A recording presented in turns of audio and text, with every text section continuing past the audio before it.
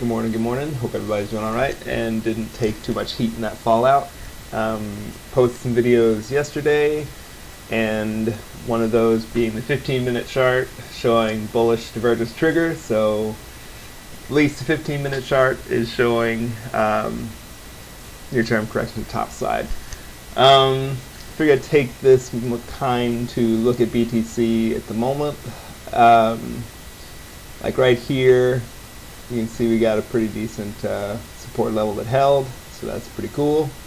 I'd put anywhere, like I had been looking at a zone from like 28,000 up to 30,000. It's like is a decent floor, and that is holding up here pretty good, so that's nice.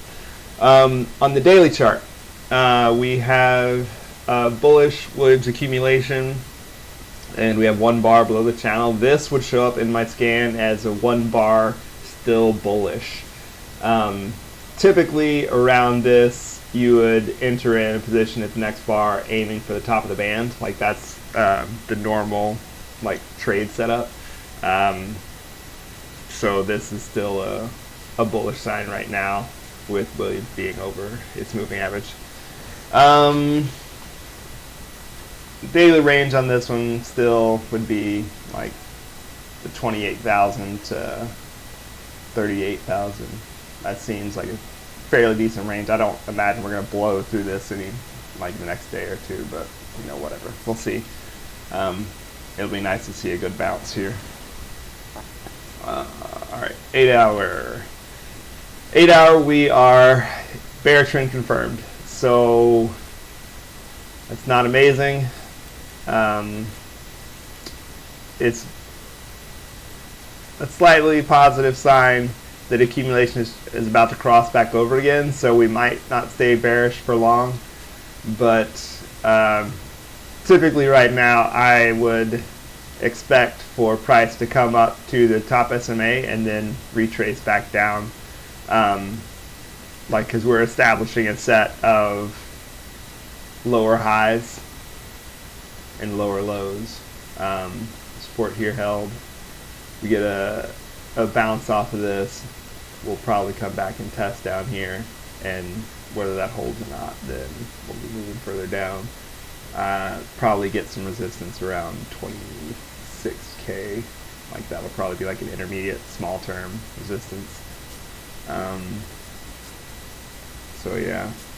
Here so like playing to the long side right now, I would probably stop around 33, 34K zone, which also is in line with the 15-minute divergence. That target was 33.7 something, so that's a pretty realistic target.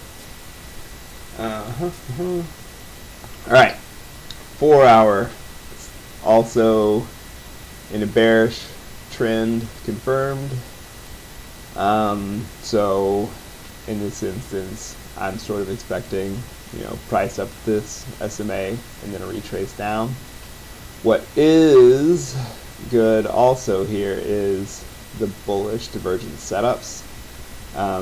These two still have a ways to trigger, as right around here would be the trigger line. This one you guys don't have this oscillator, you guys don't have to mate it. It'll be triggering a little bit closer right there. So maybe we'll see some positive 34K prices. We'll see how it goes, because this is a pretty large range. It's from like here to here, so that would be a pretty decent range. So your targets will probably be up here. But yeah, this is still bearish, but bullish divergence, so it might be a bottom and the divergence target will flip trend, so we'll see. 1 hour. Whew, man, it's messy. This one you had a lot of opportunities to kind of capitalize. This one here, bear trend confirmed, bear swing, came right back to static support and dynamic support, entered in short, profit target 1, profit target 2. Like this was a classic textbook swing trade. Bullish divergences setting up.